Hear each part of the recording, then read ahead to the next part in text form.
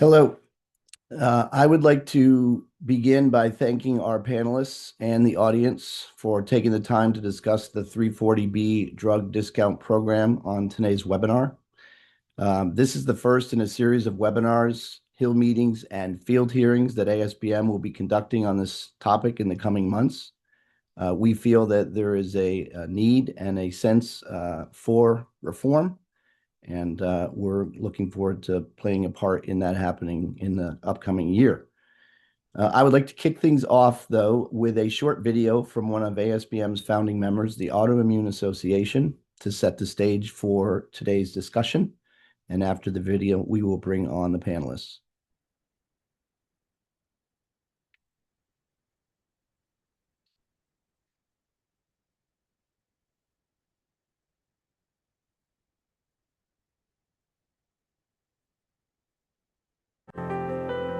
You know how expensive prescriptions can be. Thankfully, there's a federal program that helps reduce prescription costs, the 340B Drug Discount Program. The 340B Drug Program lets certain clinics and hospitals buy medications at a big discount, sometimes up to 50%. This helps them save money, which they can use to care for more patients. Thanks to these savings, clinics can offer services to people with or without insurance and make the most of their limited resources.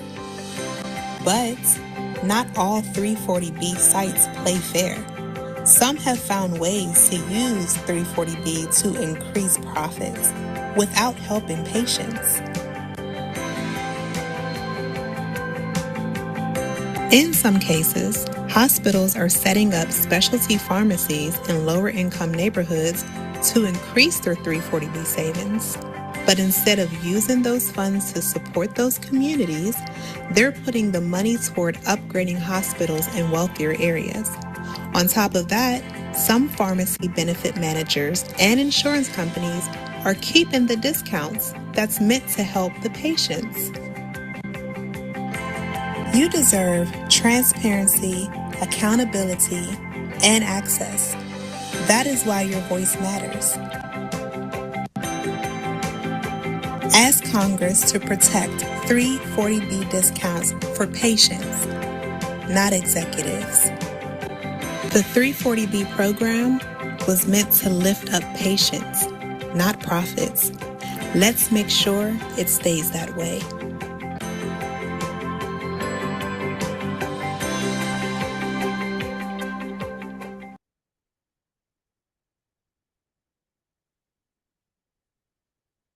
Again, I want to thank you for joining us today to hear about the 340B drug discount program. Just as a reminder for those that are participating, if you have any questions during the presentation, please submit the questions through the chat function. We will hold all questions until the end when we have a Q&A and after the panel discussion. Just by way of introduction, I'm Michael Reilly. I'm the Executive Director of the Alliance for Safe Biologic Medicines. I have been in that position since we were formed in 2010. And prior to that, I served for 6 years in the Office of the Secretary at the U.S. Department of Health and Human Services, where I was fortunate to be during the passage of the Part D program. Nearly 22 years ago today, actually on December 8th, 2003, we were at Dar Constitution Hall for where President Bush signed into law Part D.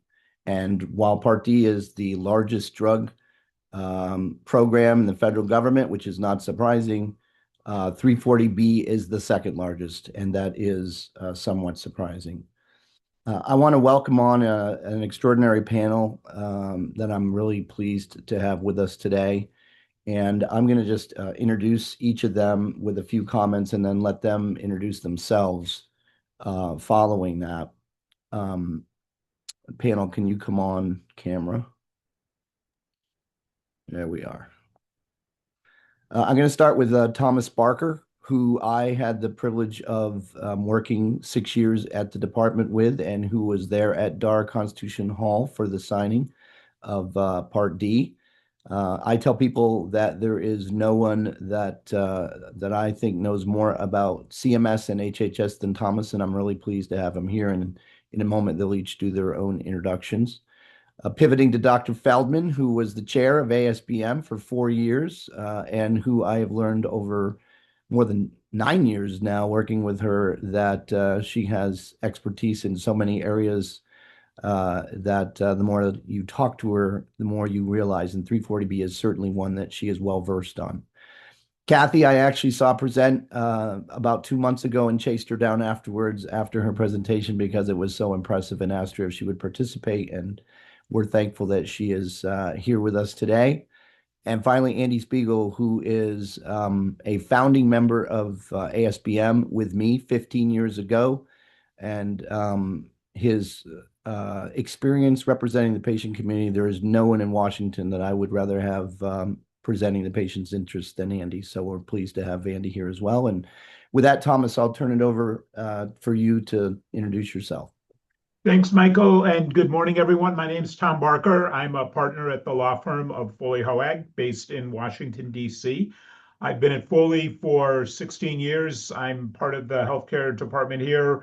My practice focuses on CMS, Medicare, Medicaid, regulatory payment coverage coding matters for life sciences companies, and I appreciate the opportunity to be here. As Michael said, we served together at HHS in the George W. Bush administration. I was the acting general counsel of HHS, and before that was chief legal officer of CMS. And really happy to be here today and look forward to participating on the panel. Dr. Feldman? I think you're on mute. Hi, I'm Dr. Maddie. I used to have a radio show called Driving with Dr. Maddie. I am very happy to be representing the Coalition of State Rheumatology Organizations, of which I am the Vice President of Advocacy and Government Affairs. I am past president. It is an organization of organizations.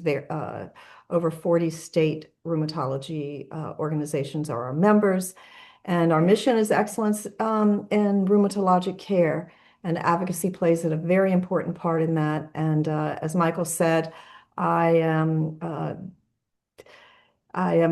would say I'm versed in a number of issues, whether they're legislative, regulatory, keeping private practices open, and 340B plays an important part in a lot of those. And I'm very happy to be here to discuss our point of view.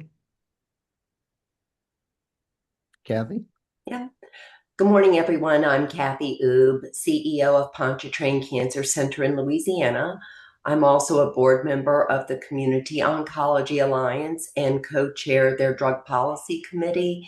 And lastly, I'm the associate editor of Evidence-Based Oncology. It's great to be with you all today.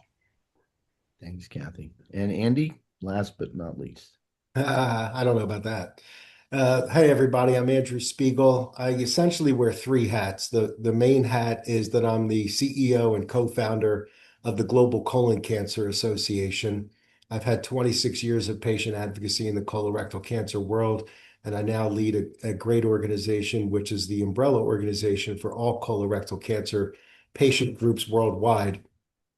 My second hat is as the board chair of the World Patients Alliance, and we are the largest umbrella organization of patient organizations working across all diseases. We have more than 750 members from roughly 150 countries now. And I'm the chair of that organization. But as Michael mentioned, for 15 years, I've been on the steering committee and a co-founder of the Alliance for Safe Biologic Medicines. And I've worked side by side with Michael and his team and ASBM to ensure that patients remain at the center of policy discussions, including biologic medicines, biosimilar medicines. We're involved on a number of issues on the Hill right now with MFN and with, and of course now 340B. So great to be with everybody, and thanks for inviting me, Michael. Thanks for coming, Andy. On that note, I'm going to turn it over to Thomas Barker to kind of set the stage for the conversation with regards to 340B. Thanks, Michael. Yeah, I thought I'd maybe start off our discussion today by giving a little bit of a history of the 340B program over the past 30 or so years since the program, well, actually 33 years since the program was enacted in 1992. I think you can sort of look at the history of the 340B program across what I would call 5 different buckets of time, like significant milestones that have occurred over the past 33 years of the program. I was actually working for the House of Representatives back in the early 1990s, and I've worked as a health lawyer since then. So I have a really distinct memory of what led to the program's enactment and its history over the years. And so, again, the program was enacted in November of 1992. The first President Bush signed the program into law as part of the Veterans Health Care Act of 1992. That law was actually designed to address veterans' healthcare issues that arose after the first Persian Gulf War. And really, drug pricing wasn't even a major concern when the law was enacted. President Bush didn't even reference the law in his signing statement.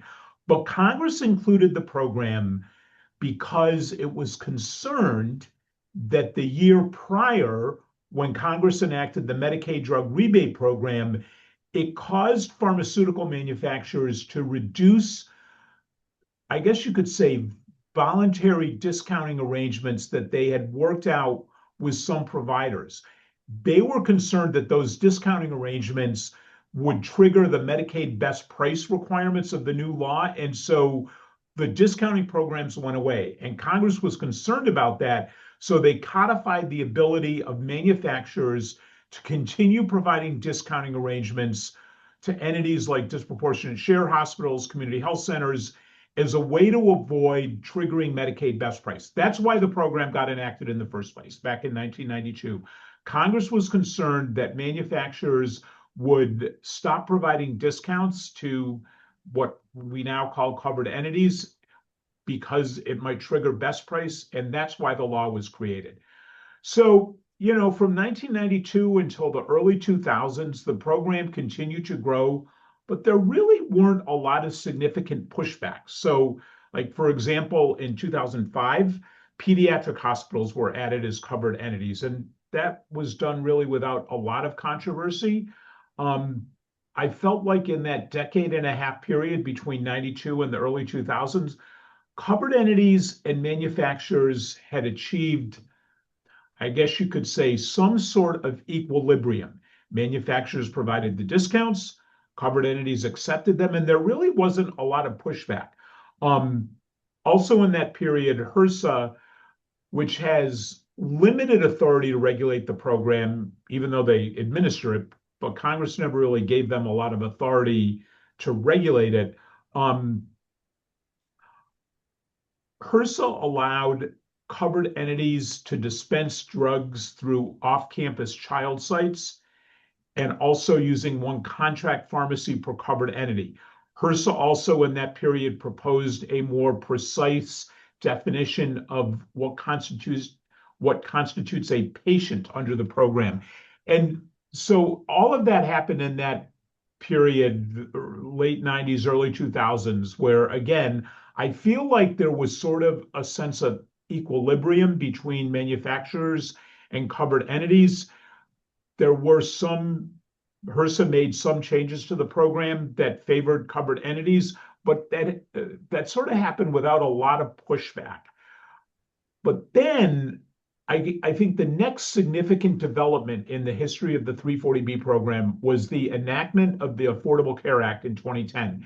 And as part of the ACA, Congress added additional covered entities to the program. So, for example, cancer hospitals, different categories of rural hospitals. And during that period, we also saw the first litigation under the program. HRSA tried to limit the use of 340B pricing for orphan drugs, and that interpretation by HRSA got challenged in the courts, and pharma prevailed in that litigation. So we saw some litigation in that period. We also saw the program really start to grow. HRSA allowed, for example, covered entities to operate multiple contract pharmacies. And that decision by HRSA led to the start of one of the most significant criticisms under the program: the ability of covered entities to essentially take advantage of the arbitrage between the 340B price of a drug and the Medicare or commercial reimbursement amount for the drug. And that really started the growth of the program. A CBO, just as an example, a CBO report from earlier this year showed spending on drugs in the 340B program was around $50 billion in 2021. It grew to $66.3 billion just 2 years later in 2023. And a report from earlier this week shows that spending on 340B drugs is now over $80 billion. So Michael mentioned in his introduction that 340B is the second largest drug program in the United States after Medicare Part D. And I feel like that growth really started after the enactment of the ACA, both because Congress had expanded the number of covered entities under the ACA. HRSA made a policy decision to allow multiple contract pharmacies, and also HRSA was really attempted to, through policy changes such as the use of child sites, really try to expand the program. So I feel like I guess you could say, the increasing acrimony between covered entities and manufacturers, that really continued over the next decade and a half, from 2010 to really the present day. So during this era where there's, I think, more acrimony than there ever was in the early years of the program, so manufacturers started to push back. They said, no, you know what, we're not going to honor multiple contract pharmacies. They asserted that HRSA never really had the authority to issue binding guidance under the program in the first place. And so they started to push back. They filed litigation. They would take the position in negotiations with covered entities that we're only going to allow one contract pharmacy. And there's been litigation challenging that position. Covered entities filed litigation challenging manufacturer attempts to limit contract pharmacies, and in some cases, multiple child sites. Congress held hearings. The Government Accountability Office and the HHS Inspector General issued critical reports of the program. So I feel like that's like my next bucket in time, that period from, say, the enactment of the ACA really up until the present day. I feel like there is significantly more pushback on the part of covered entities than ever existed in the earlier years of the program. And so that brings us up to today.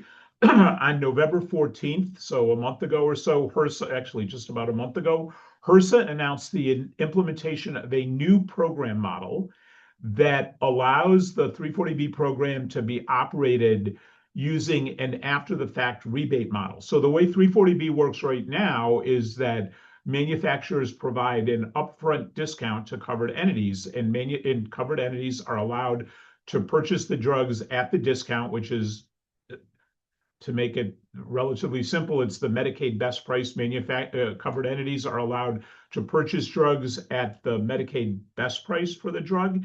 And then manufacturers are required to provide that discount up front. Under the new HRSA model that got announced on November 14th, manufacturers are able to participate in a rebate model where the discount is not provided up front. Rather, it's provided via a rebate after the purchase of the drug. So the covered entity has to purchase the drug at the market price, essentially, and then petition the manufacturer for the discount up front. This model only applies to drugs that are chosen for price negotiation or price controls under the so-called Inflation Reduction Act. So that really only applies to 10 drugs currently, but of course that number will increase as the number of drugs subject to price controls under the IRA continues to increase. So as you might anticipate, the rebate model that HRSA announced has been relatively controversial from the perspective of covered entities. Last week, the American Hospital Association filed a lawsuit in federal district court in Maine challenging the HRSA rebate model. So it's now the subject of litigation. We'll see how that plays out in the federal courts, but as and I'm sure HRSA anticipated. The rebate model is controversial, and it has now led to litigation.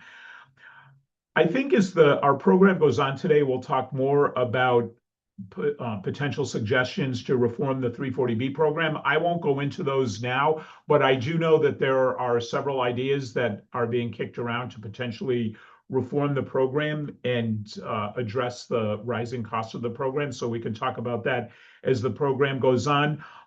Michael, I finished up a little bit earlier than I planned, but I think this is good because I think I'll turn the program now over to Dr. Feldman, and that might potentially give us more opportunity for questions. But again, just to sum up my presentation, I feel like you can sort of look back at 5 different eras of the 340B program: the initial enactment, the period of equilibrium, I guess, between covered entities and manufacturers, the enactment of the ACA, now the increasing acrimony between covered entities and manufacturers, and now we have the new rebate model, that brand new rebate model, subject of litigation. We'll see how that plays out. So maybe I'll stop there, and maybe Dr. Feldman, I'll turn it over to you now.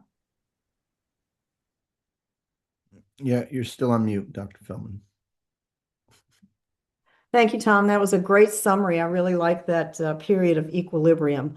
Yeah, not so much anymore, as you said. So, why is a rheumatologist in private practice interested in 340B? I can tell you most physicians have not.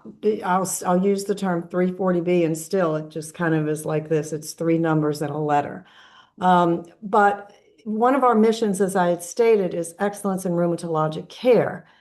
And, whether it's deep pockets on the pharma side or deep pockets on the hospital side, I don't really care. What I care about is that the population that this particular program is supposed to help, that they get helped. And certainly those initial grantees, the federally qualified healthcare centers, Ryan White, the rural hospitals, that really need this are doing a very good job with, stretched federal resources, and that's where it's supposed to be. But I'm going to just start with a couple of stories, because these are stories that I heard that actually prompted me to, mention to CSRO, this is actually an issue that we need to get a hold of, because our patients are being affected. Medicaid is being affected, employers are being affected, and certainly physicians in private practice are being affected. But let me just tell you this little story. As a rheumatologist, we do training, fellowship, and 2 of my younger partners had trained at a disproportionate share hospital, very large disproportionate share hospital here in New Orleans. And they had admitted a sick, young African-American female lupus patient with Medicaid to their service. And when they discharged her, they needed to bring her back in a month for follow-up care. And the administration of this disproportionate share hospital that gets 340B said, no, you can't bring her back. She's Medicaid. We have reached our 11.75% disproportionate share of inpatient Medicare and Medicaid patients, and you can't bring her back. And they said, what are we supposed to do? And the administration said, send her to LSU. And they said, well, LSU has a 6-month wait for a rheumatology clinic. And the administration said, tough. And this happened not once, but over several years, both of my younger partners. And then this is not something old. I just heard that last month there was a sick lupus patient on a drug called Cytoxan that was being infused at this particular 340B entity, and was just booted over to the United Medical Center, the LSU program, and no warning, just said, we're not infusing this patient anymore. She was Medicaid, young African-American. So the point of this program is to help, uninsured, underinsured, and vulnerable populations. And I can tell you in South Louisiana, young African-American women with lupus isn't underserved. So right here, this was enough for me to get involved and learn more about 340B. And the more I learned, the more I realized that not only are the intended patients not getting the care they need, Medicaid is in our state and in the government is actually losing those rebates, because when the 340B rebate is taken, the rebate that would normally go back to the state for the drug is not there. So we're talking, I guess it's somewhere around $6.5 billion in lost Medicaid rebates. And right now we're talking that Medicaid is perhaps underfunded and the states are going to have problems, and this just exacerbates that. And then finally, because of the consolidation, and I'm going to let Kathy talk about that a little bit more, because these hospitals make so much money on 340B, when young specialists come out, particularly the ones that use expensive medications, a huge carrot, because of the profits of the 340B, they can hire all of these docs that infuse and prescribe very expensive medications and just make more money. This one particular entity, after just recently refusing a Medicaid patient, a couple years ago, bought a huge shopping center in one of the most affluent parts of New Orleans. So I think there's some oversight that's needed, and it's not who gets the money as far as I'm concerned. And as far as I think, practicing physicians are concerned, we want the patients who deserve to get care and to have oversight.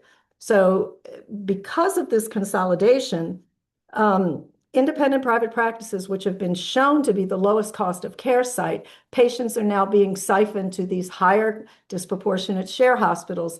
And a number of the employer groups, the National Health Purchasers Organizations, have found that employers are now noticing that they've lost access to the lowest cost of care sites. So there's a number of areas that 340B is harming. Number one, the patients it's supposed to serve.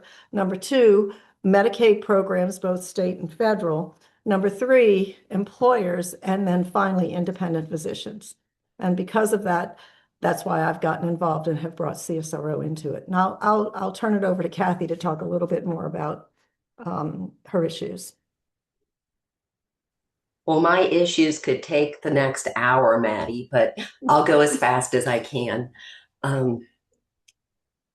Whoops.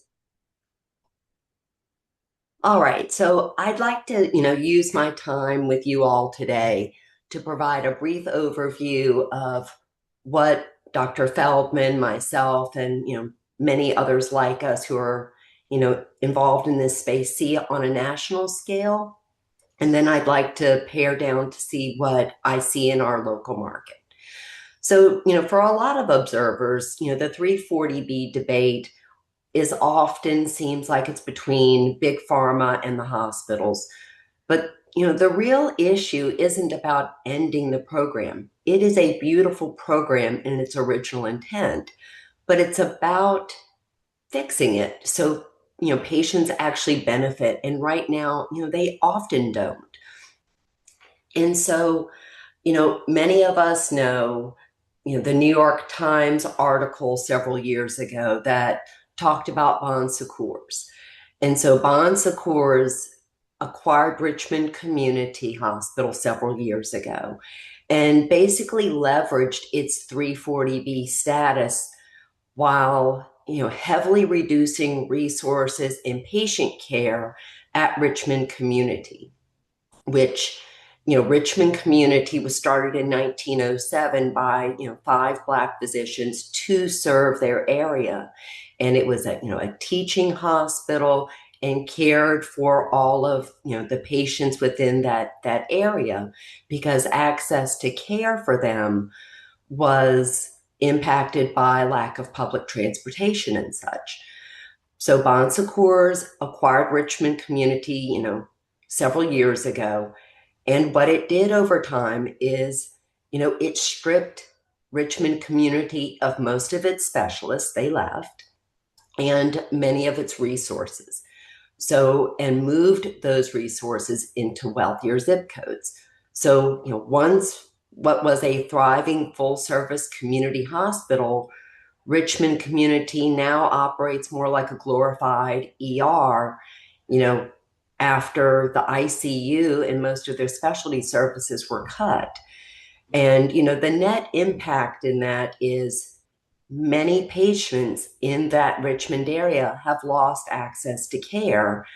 And, all during that time while Bon Secours was moving those services, They also never saw cost relief, which was kind of the intent of the program in providing, greater access to under and uninsured patients.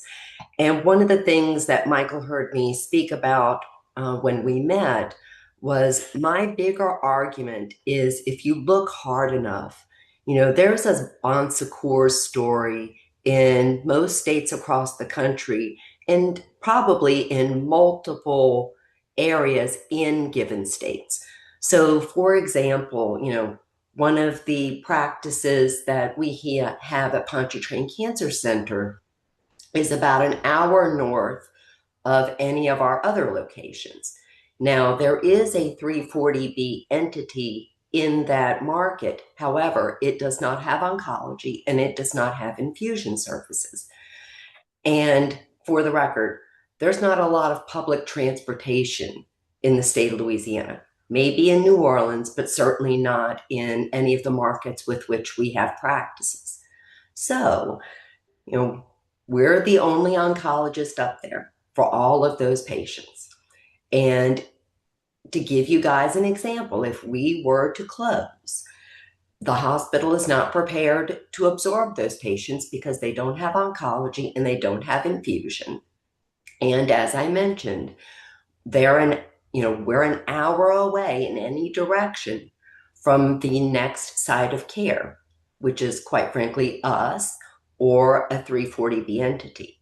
However, it's also worth mentioning that, it is 52% Medicare fee for service, but the rest of it is either Medicaid or managed Medicare.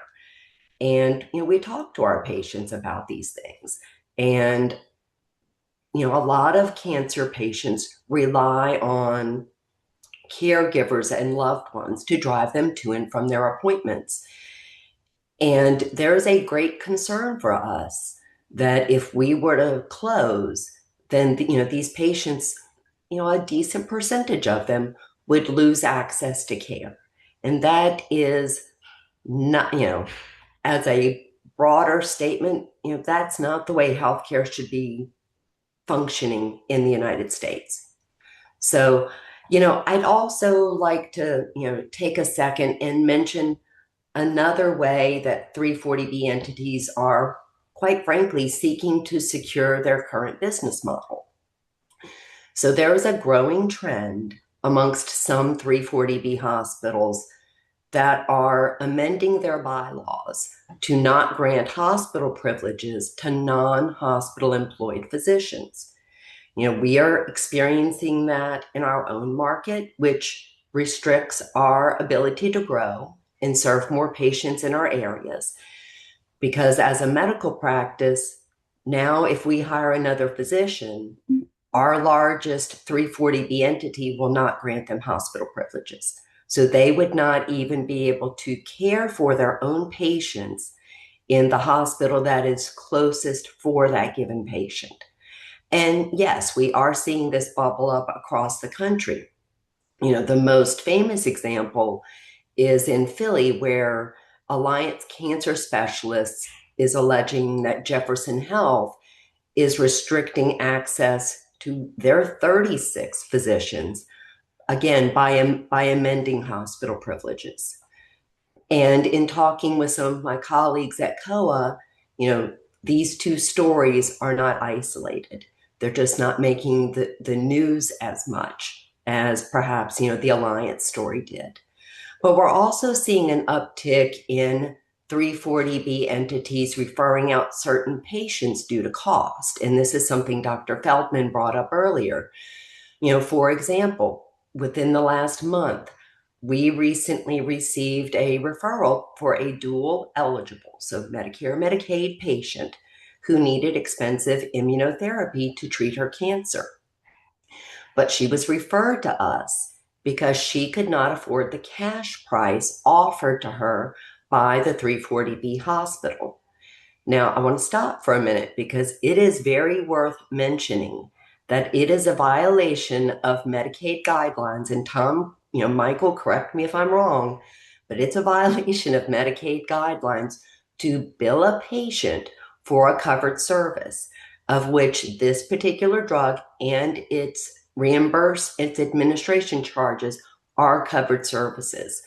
And so we thought that was kind of interesting that the 340B entity referred her to us, but they're the 340B entity who's, again, the intent of caring for the under and uninsured. We thought that was kind of interesting. But then, I want to take, my few remaining moments to talk with you guys about what we also see kind of more on a national scale. Because 340B is not just about hospitals, and it's, not just about patients. It also has the ability to impact state budgets and, certain, state health plans. So in 2024, the North Carolina State Treasurer looked at how 340B was impacting North Carolina. And what they found was that 340B entities were billing the state health plan about 5 times more for their discounted acquisition costs for oncology drugs, generating thousands of dollars in profit per claim. And in some cases, they found that the hospital charged 12 times the cost. Meanwhile, the non-340B entities billed significantly less. And so, the trickle-down impact of that means that, state employees, taxpayers, and patients all across North Carolina were overpaying while hospitals profited on that spread. And I thought, Dale Falwell, who's the treasurer there, I thought his, he did a blunt conclusion tag at the bottom. And, it very clearly said that in their opinion, 340B savings are not being used as intended, and transparency is urgently needed. And they are trying to move towards that, at least within the state. But, again, these things, just like I said, Richmond, you could probably find Bon Secours stories everywhere. If most states probably looked at the impact of their, the 340B on their state and their health plan, they might draw very similar conclusions. And of course, there's just, and I think we're going to talk about this at the end with the Help Committee's 340B report. But, over the last few years, the reports just keep coming and coming. North Carolina, we talked about Richmond. And then, just this year, the CBO report showing that the program has ballooned from 6.6 billion in 2010 to now $43.9 billion in 2021 in drug purchases, largely driven by hospitals adding those off-site or child site clinics. And yet, the CBO also mentioned that they could find no direct evidence of patients benefiting through these lower out-of-pocket costs. And the impact on community oncology is real. As I mentioned to you all earlier, we are now facing, as a business entity, restrictions if we hire new physicians. And, independent practices are not allowed to participate in this program, which creates that very uneven playing field that is often, fueling consolidation. And I think I have like 1 or 2 minutes left. But again, to show you that microcosm back into Louisiana, when we started Ponchartrain Cancer Center back in 2020, there were, I think, 20, community-based medical oncologists across the state. Now there are less than 5. And, the rest of those physicians didn't all retire, but they are now absorbed into the hospital systems, super groups, and some did retire. So, with my last 1 minute left, and I am watching the clock, Michael, I do want to, just, reiterate that, the 340B mission, it is a sound program in its original intent, but without guardrails, transparency, and accountability, this program has ultimately distorted care and patients are being left behind. So thank you for that, Michael. I'll stop now. I Thank you, wanted Kat. to add one thing to Go ahead. what Kathy said. She was talking about the different states. So not only just in the increased cost of care, but as I had mentioned, in terms of foregone rebates, Pennsylvania lost about 270 million, Illinois 240, Massachusetts almost 200 million. So you put that on top of the costs.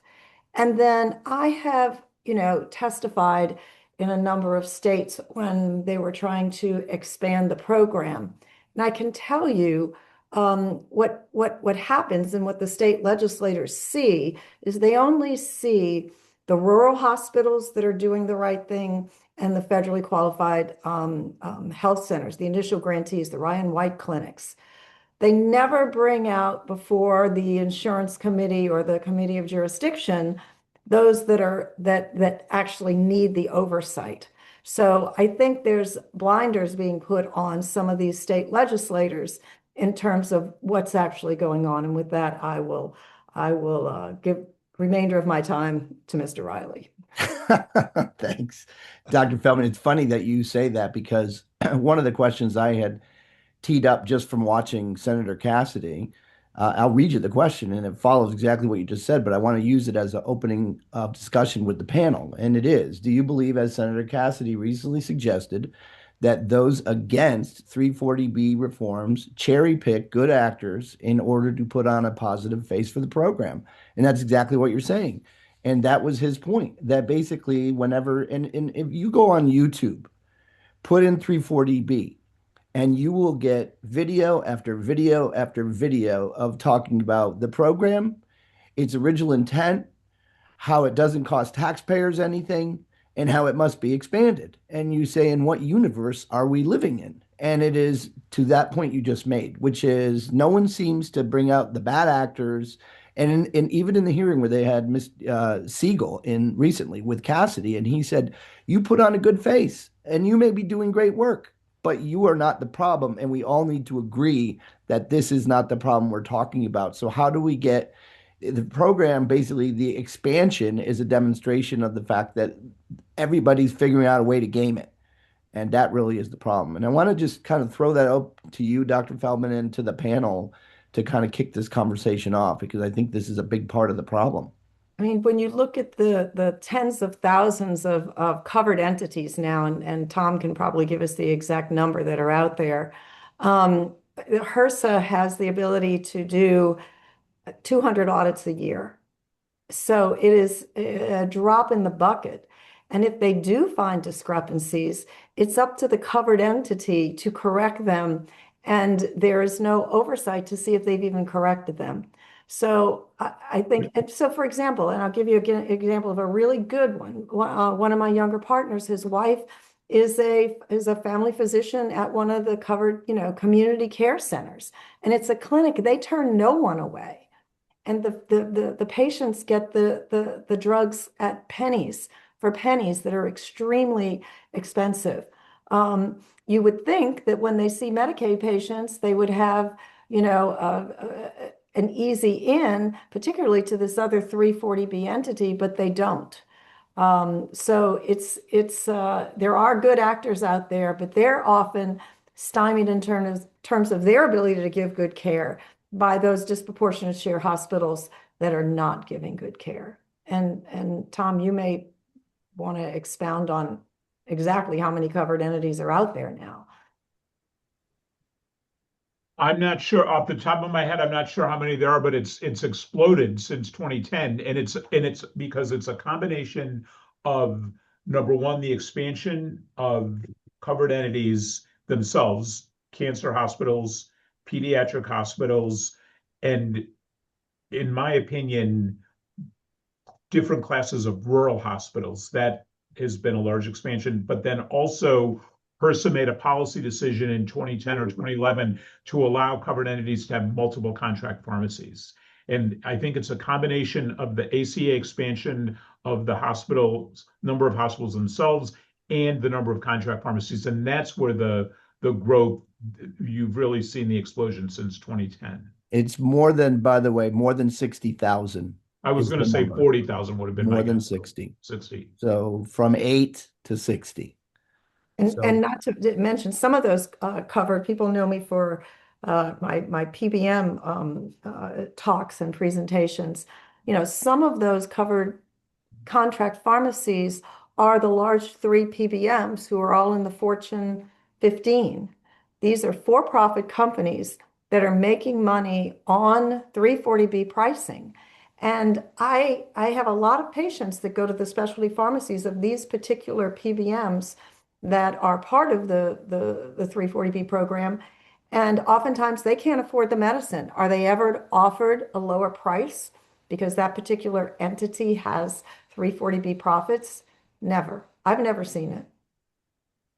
well, and I think, you and Kathy both hit on something, you with the lupus patient in particular, which is, and when you told me that, I said, if I was still at HHS, that'd be an investigation. I mean, the idea that someone uses the disproportionate share percentage as a ceiling to basically say sorry. And that is how they're making a lot of money as well, which is basically get rid of the patient that you're supposed to be serving with the discount and bring in someone who's insured and basically, or who's paying a copay or whatever it may be. And that's how you increase your spread. And that's what most of these places are doing. That's where the numbers and the growth are. But I almost find it unbelievable, Thomas. I would be interested in your thoughts on it. Just the idea that a hospital would basically say, no, we're at the 11.75, sorry, send her on to somewhere else, even after saying it's going to be 6 months before she gets treatment. Too bad. I mean, that to me is that's an investigation from when we were in the department. I also think another issue that is relevant here is the effect on patient cost sharing. So let's say you have a Medicare beneficiary who comes to a 340B covered entity hospital for administration of a cancer drug that's paid under Medicare Part B. There's also a 20% copay. So if the hospital is able to purchase the drug at a discount, the copay is still calculated off of the Medicare reimbursement amount. And so there is a significant delta between what the hospital acquisition cost is and the beneficiary copay. And that's another issue that I think CMS tried to address this in the first Trump administration by changing the reimbursement model for drugs that are paid for in the outpatient setting. But that payment policy was invalidated in the courts, and so it's no longer in effect. And the Medicare Advantage patients are the same thing. The cost share that Medicare Advantage gives their I call it quote unquote beneficiaries, is based on the reimbursement, the higher price, not the low price. So these I mean, their cost share 20%. We have patients now, we're talking with, ophthalmologists, we're talking across. This has turned into a big problem. There's the cap on Part D. There's no cap on Part B, and some of those, and a lot of them are dispensed and infused and provider administered at these disproportionate share hospitals, and patients are just losing access to care, period.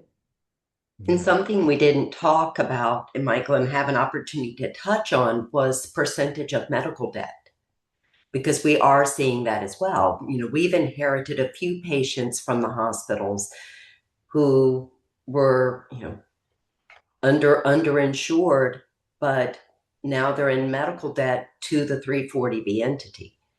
And, we're seeing it, it's a growing trend.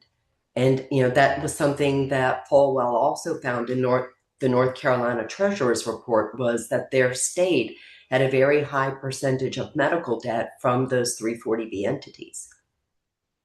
Yeah, and you also mentioned, Kathy, the idea within the oncology space, and I think from Andy's perspective as well on the patient side. I mean, if you read reports on some of the hardest hit. It's in cancer, right? First of all, for a number of reasons, including the high cost of cancer drugs. But one of the things they say is happening is the migration of care in cancer patients. You actually give an example of where there's almost no migration because you have nowhere to migrate to. And that's an even bigger problem. But let alone basically changing a situation where someone's in the middle of cancer treatment, stage 3 or stage 4, whatever, and all of a sudden they have to find another place to go because of the program. And the other piece to it is what you said, and Dr. Feldman hinted at too, which is hiring away basically folks from your center to put in a big 340B hospital because they make more money on cancer drugs than anything else, so they want to build up their in-house oncology practice. Yeah, there was an old study back in 2014 that the average, 340B entity brings in about $1 million a year in profit for every medical oncologist that they employ. Wow. Well, I want to be mindful of time, and I certainly want to get to the conversation as we talk about all the negatives to the positives and move away from Thomas's world of acrimony to agreement. I think, this is one of those areas where in this incredibly partisan environment, which when Tom and I were doing Part D, I thought that was partisan. That is nothing compared to where we are today. But I do think with the Gang of Six and with generally Senator Cassidy leading the way on this, that there is definitely more in favor of reform than those who are out saying if we do anything, we need to strengthen the program, which, by the way, means expand the program in the same negative way that it's been expanding. And so, Thomas, I guess I'll start with you and just kind of open it up to the panel to talk about, whether you have optimism that after Cassidy's report came out and the work that he's been doing, and many have said that's a blueprint in a number of areas for reform, that we actually can get something done as soon as, 26. Well, one area where I think there might actually be agreement between covered entities and manufacturers on an area to reform 340B is to give HRSA greater regulatory authority. I mentioned in my presentation that the courts have concluded that HRSA has very limited authority to regulate the 340B program. And I feel like if Congress were to just say, yes, HRSA, you have authority to regulate the program, just like CMS has authority to regulate hospitals and HRSA has authority to regulate the organ transplant system in the United States. Give HRSA the authority to regulate the 340B program. Other areas of reform obviously would be more controversial, but some issues that are discussed are a statutory cap on the number of contract pharmacies, limiting the use of child sites, greater transparency as to the use of, I mentioned in my presentation, the arbitrage between the 340B covered entity price and the reimbursement amount, greater transparency on what those funds are used for. Those are all areas that I think have been addressed as potential topics for reform by Senator Cassidy, and also in the House on the House side in the Energy and Commerce Committee. I think they'd be more controversial, but those are also potential areas for reform as well. Well, one thing I would be curious about, though, because when you talk about the opportunity and more authority to regulate, you have to have the resources in order to do the regulating. You have to have the ability to provide oversight and do more than a few hundred audits per year. And so there has been obviously conversation about moving the program out of HRSA, for example. Where do you see that in terms of controversy? I was just going to mention that also. There was certainly talk earlier this year as part of the DOGE efforts to restructure some of HRSA's functions and move their programs over to other components of HHS. And there had been some talk of moving the 340B program over to CMS, which I think sort of makes sense because CMS obviously regulates the Medicaid drug rebate program, Right. and there is a clear link between the Medicaid drug rebate program and 340B. And so potentially moving 340B over to CMS because the expertise already resides at CMS, that's a potential area for reform as well.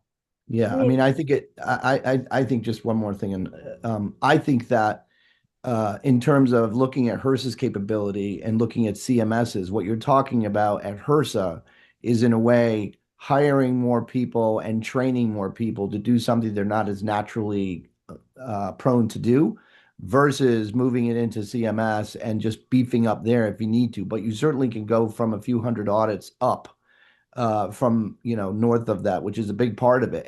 There's how are you auditing all of these bad actors, 60,000 covered entities, a few hundred audits? That's not going to get it done, right? And then secondly is, as Dr. Feldman said, you got self-correcting where you're basically asking them to solve the problems. And I think that mentality would change. In some respects, I look at HHS and think of the IG and how aggressive they are with regards to pharmaceutical companies and correcting issues when they make agreements with them for, settlements and whatever.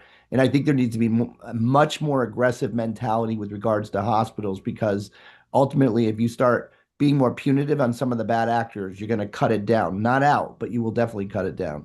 That was one of the things I was going to say. So many of our pieces of legislation, which are great.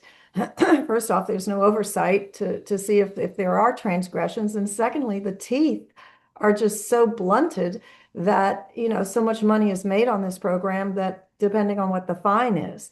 I mean, when we start looking at some of the False Claims Act fines, that then you start talking about some real money, and if the hospitals were in some way threatened. And the ability to use 11.75% disproportionate inpatient Medicare, Medicaid as a defining amount to qualify you as a 340B, I think there needs to be, once they get more codification of the actual intent of the program, then perhaps setting a boundary or a parameter that actually measures how much care you're giving to a sick young Black female lupus patient with Medicaid. That should never happen. And if there were more stringent guardrails and someone making sure that those guardrails aren't transgressed, I think it would go a long way to actually helping and as well as the medical debt. How can somebody be in medical debt from a hospital that gets money in order to take care of people who can't afford their care? Yes. And they're sued. Great question. They're oftentimes sued. That just sort of seems, you shouldn't be able to sue a patient because they can't pay you if you're getting 340B. Yeah. Well, and I think, one thing I worked quite a bit on when I was in the department was DME fraud. And I think there's a lot of commonalities between DME fraud and this issue. And we worked specifically on an operation called Whack-A-Mole, which shows what happens when you put out one bad actor, another one pops up. And that is because of the money. And so the more the money has proliferated around the 340B program, the more incentives there are for bad actors to take bigger risks. And in the current situation, the risk isn't even that big. There's not enough oversight. There's not enough, punitive action for bad actors.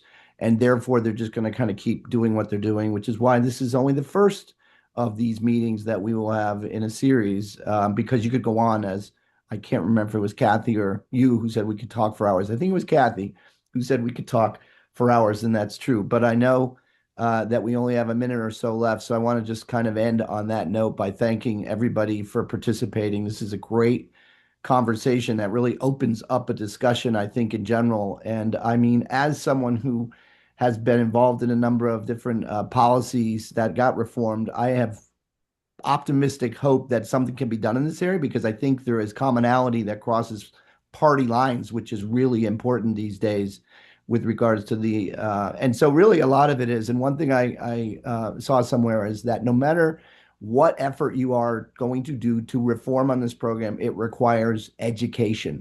And Dr. Feldman, you said it best. You can talk to doctors that don't even know what this program is. It's 340B, 3 letters and a number, and that's it. And yet, look at it. I mean, look at the growth, look at the money, and look at the abuse of the program right now. So I'm going to open it up for anybody who wants to add anything at the end. I really want to thank the panelists for participating and giving their time. Kathy wasn't even feeling well, so I really appreciate her rising to the challenge. And Dr. Feldman was dealing with a baby last night, so we appreciate you getting up early and coming on. So with that note, any final thoughts before we go? Thanks, everyone. Thank you for having us. Enjoy being on the panel. Yep.